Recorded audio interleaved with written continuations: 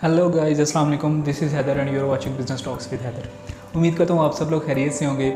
आज की video start करने से पहले मैं आपसे एक क्वेश्चन पूछना चाहता हूँ कि दुनिया में पहले मुर्गी है या अंडा, अंडा या मुर्गी? आज की वीडियो भी इसी चीज़ के गिर्द घूमती है, मुर्गी या अंडा। So let's start this video.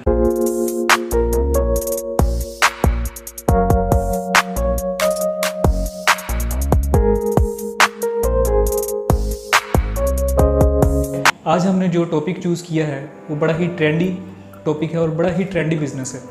बहुत से लोग करते भी हैं, इसमें बहुत लोगों को नुकसान भी होते हैं, लेकिन फिर भी लोग करते हैं। क्यों? क्योंकि मेहनत थोड़ी है और मुनाफा ज़्यादा है। जी हाँ, हम बात करने वाले हैं एग हैचिंग की, जिसको दूसरी ज़बान में हैचरी भी कहते हैं और इनक्यूबेटर मशीन्स कुछ भी आप कह लें, लेकिन एग हैचिंग इसका मेन पर्पस होता है। बहुत से लोग कॉमनली मिस्टेक्स करते हैं जिसकी वजह से उनकी जो एग हैचिंग का जो बिज़नेस है वो सही सक्सेसफुल नहीं चल पाता। इन कॉमन मिस्टेक्स में सबसे पहली जो बड़ी मिस्टेक वो करते हैं जी रॉन्ग इनक्यूबेटर का इंतखाब। इनक्यूबेटर इस बिज़नेस में इतना ही इंपॉर्टेंट है जितना इस बिज़नेस की बेस है।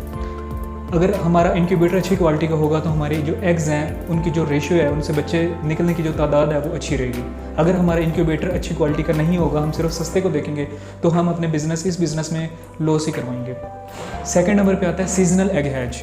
बहुत से लोग जो है ना वो सीजनल एग हैच कर लेते हैं और बाद में रोते हैं जी हमारा अब चूज़ा सेल नहीं हो रहा। फैंसी की तरफ ज़्यादातर लोग भागते हैं, जिसमें कभी ऑस्ट्रेलोब ऊपर होती है तो कभी लाइट सुसेक्स ऊपर होती है, कभी कोई और होती है तो कभी दूसरी आ जाती है। ये 2-3 महीने की ये एक हाइप क्रिएट होती है।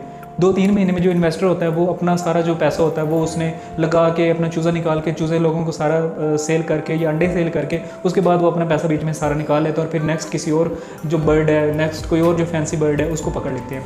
तो ये इस तरह से सारा सर्किट चलता है। थर्ड नंबर पे जो है ना वो है जी प्रॉपर गाइडेंस नहीं होती, प्रॉपर स्टडी नहीं होती, जिसकी वजह से डेथ रेशियो आपकी जो है ना वो ज़्यादा होती है, या फिर अंडे ही आपके जो है ना वो ख़राब हो जाते हैं, इनक्यूबेटर में ख़राब हो जाते हैं, जिसकी वजह से आपको नुकसान होता है। लास्ट जो फोर्थ पॉइंट है वो है जी आपका चूज़ा निकल भी आए तो आपको ये नहीं पता चलता कि हमने चूज़े को रखना कैसे है, कितनी देर ब्रूडर में रखना है, कितना टेम्परेचर पर रखना है, या फिर उनको फीड आप प्रॉपर नहीं कर पाते, जिसकी वजह से जो है ना वो चूज़ा फिर भी जो है ना उसकी मोर्टेलिटी ज़्यादा हो जाती है और इस वजह से आपको लॉस हो जाते हैं। ये तो मैंने आपको मेन चीज़ें बताई जो जिसकी वजह से ज़्यादातर लोग जो है ना हैचरी में लॉस करते हैं। चलिए आप बढ़ते हैं हमारे अपने प्रोजेक्ट की तरफ कि अगर हम कुछ मेजर्स जो है ना वो इस बिज़नेस पे हम ले लें तो ये बिज़नेस ना सिर्फ प्रॉफिटेबल बल्कि बहुत ही ज़्यादा प्रॉफिटेबल हमारे लिए बन सकता है। सबसे पहले फर्स्ट पे आपकी इनक्यूबेटर की क्वालिटी बहुत मैटर करती है। आपकी इनक्यूबेटर की जो क्वालिटी है ये बहुत अच्छी होनी चाहिए। यानी वो कहते हैं ना कि सस्ता लो बार बार और महंगा लो एक बार। अगर आप इसी की बेस पर ही बिज़नेस कर रहे हैं तो आप इनक्यूबेटर इतना हल्का क्यों लेते हैं? आप फुली ऑटोमेटिक इनक्यूबेटर लें, ना कि सेमी या मैनुअल।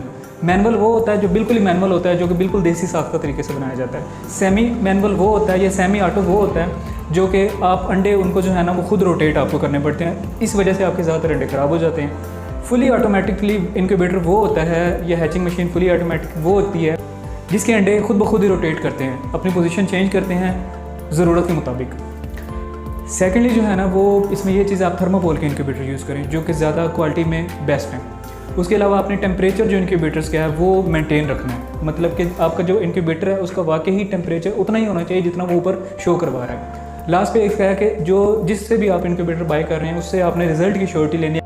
मिनिमम 95% 94% इतना आपका इनक्यूबेटर की रिजल्ट की आपने उससे श्योरिटी लेनी है। अगर एग मेरे फर्टाइल होंगे तो इतना इनक्यूबेटर मुझे जो है ना वो रिजल्ट देगा। सेकंड पॉइंट पर आ जाते हैं जी एग की क्वालिटी। आपकी एग की क्वालिटी बहुत ज़्यादा मैटर करती है।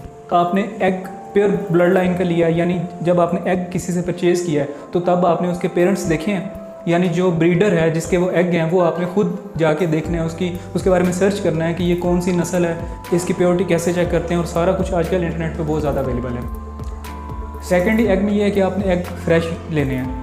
अगर गर्मियाँ हैं तो 1 या 2 दिन से ज़्यादा पुराने अंडे नहीं लेने। अगर सर्दियाँ हैं तो 3 दिन से 4 दिन से ज़्यादा पुराने अपने अंडे नहीं लेने। ज़्यादा पुराना अंडा होगा तो उसकी फर्टिलिटी जो है वो डे बाई डे उसकी कम होती जाती है।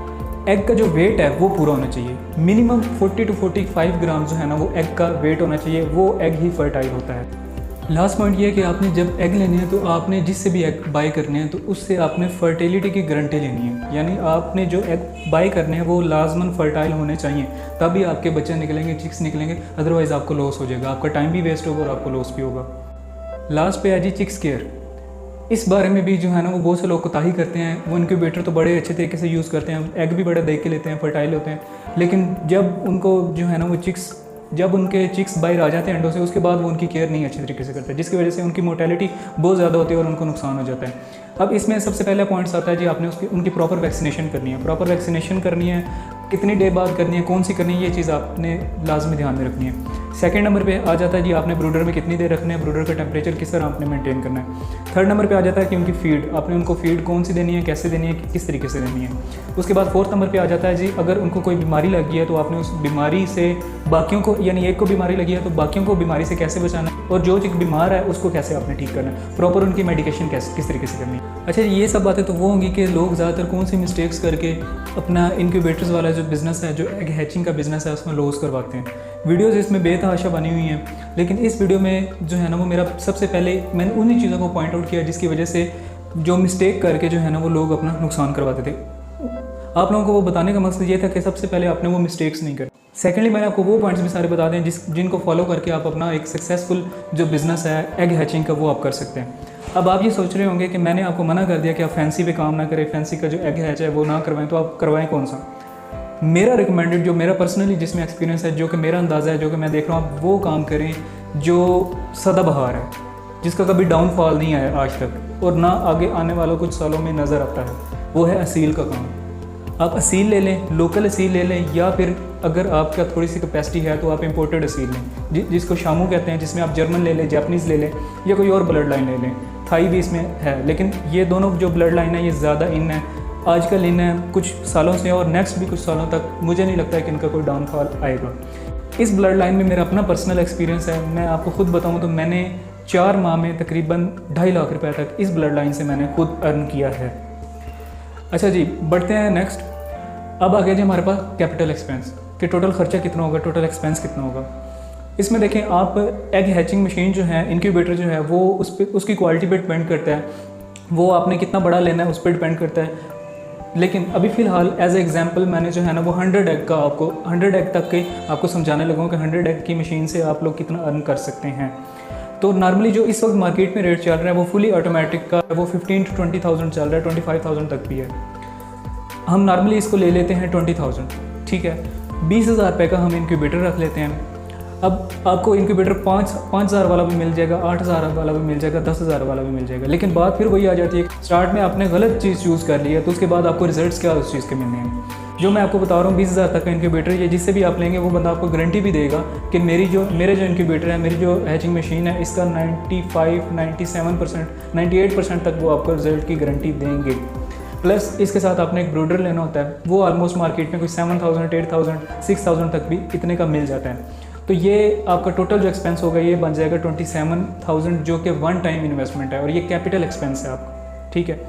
अच्छा, अब 2 तरह का एक्सपेंस है, कैपिटल एक्सपेंस है जो कि 1 टाइम होना है, और सेकंड दूसरा एक्सपेंस है जिसे आपने प्रॉफिट अर्न करना है। अच्छा जी, इसमें आप अगर शामू के एग्स जो हैं, जो मैंने आपको बताया जापानीज़ ब्लड लाइन या जर्मन ब्लड लाइन, इसके पेयर ब्लड लाइन की अगर आप एग की बात करें तो इस वक्त उसकी मार्केट प्राइस है 500, 450, 600, 650, 700 तक भी सेल कर रहे हैं। लेकिन आप थोड़ा सा निगोशिएट करके 500 तक एग मेरे ख्याल में आप ढूंढ, अगर आप 50 एग लें 500 के हिसाब से, तो ये बनते हैं ऑलमोस्ट 25,000 के, 25,000 रुपये के आपने एग लेने हैं, ठीक है। उसके बाद जो है ना वो आपकी जो दूसरा मेन खर्चा होगा वो इनक्यूबेटर की इलेक्ट्रिसिटी है। आपने उसको पूरा मंथ या जितना भी टाइम उसको लगता है तो उसके आपने इलेक्ट्रिसिटी यूज़ करनी है, वो तकरीबन आपका जो है ना वो 2,000 तक की यूज़ होगी इनक्यूबेटर की। उसके बाद आपका जो मेन खर्चा कि जब आपके चूज़े निकल आएंगे उसके बाद आपने उन चूज़ों को अपने पास रखना है। कम अज़ कम भी अगर आपने ये ब्लड लाइन जो मैंने आपको सजेस्ट किया ये आप लेते हैं तो आपने कम अज़ कम भी 2.5 से 3 महीने 3 माह तक आपने उनको अपने पास रखना है। अब 3 माह तक उसका आपका अप्रोक्सीमेटली अगर आपके फ़र्ज़ करें मोर्टेलिटी 10 की हो जाती है और 40 आपके चिक्स जो है ना वो बाकी बच जाते हैं, यानी आपके बड़े होने तक बच जाते हैं। 10 की मैंने मोर्टेलिटी बीच में शामिल कर दिया। 40 चिक्स ऑलमोस्ट आपका 3 माह का जो है ना अप्रोक्सीमेटली कोई 3,000 के फीड वो आपको यूज़ कर लेंगे आज के रेट के मुताबिक। तो ये टोटल जो है ना ये 30,000 बनता है। 25,000, 2,000 और 3,000, ये टोटल 30,000 का आपका एक्सपेंस है जो कि आप 3 माह में करेंगे।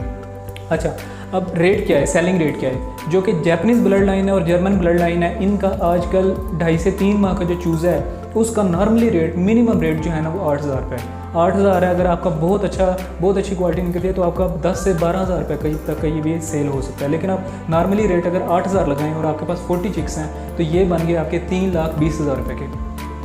3,20,000 में से आप अपना जो एक्सपेंस हुआ है वो कितना हुआ है जी, आपका 30,000 हुआ है। 30,000 रुपये वो लेस कर दें तो 2,90,000 रुपये आपको प्रॉफिट हो जाएगा, जो कि आपने 3 से 3.5 मंथ में अर्न करना है। 4 मंथ भी कर लें, अगर फ़र्ज़ करें आप 1 मंथ हैचिंग का लगा लेते हैं, प्लस उसके बाद जो है ना वो 3 माह आप अपने पास जो है ना उनको पाल लेते हैं, और उसके बाद आपके 4 मंथ में भी आपका अगर सेल होता है चूज़ा, तो ये अप्रोक्सीमेटली आपको मंथली के हिसाब से अगर देखा जाए तो ये 72,500 रुपये पर मंथ आपको ये प्रॉफिट दे रहा है। तो इट्स अ गुड अमाउंट। तो मेरे ख्याल में ये एक बहुत ज़बरदस्त बिज़नेस है अगर आप इसको वाइजली तरीके से करें। अगर आप अपना जो फैंसी से बाहर निकल आएँ, अगर आप अपना जो एग है उसको अच्छे तरीके से जो है ना वो चूज़ करके लें, कौन सी आपने जो है ना वो ब्रीड लेनी है वो अच्छे तरीके से आप चूज़ करें, ब्रीड पे थोड़ी सी मेहनत कर लें, उसके बारे में थोड़ा सा सर्च कर लें, तो मेरे ख्याल में ये बिज़नेस एक बहुत ही ज़्यादा प्रॉफिटेबल बिज़नेस हो सकता है। अगर वीडियो अच्छी लगी हो तो इसको लाइक और शेयर ज़रूर कर दें। अब तक के लिए था इतना ही। That's it. अपना ख्याल रखिएगा। अल्लाह हाफिज़।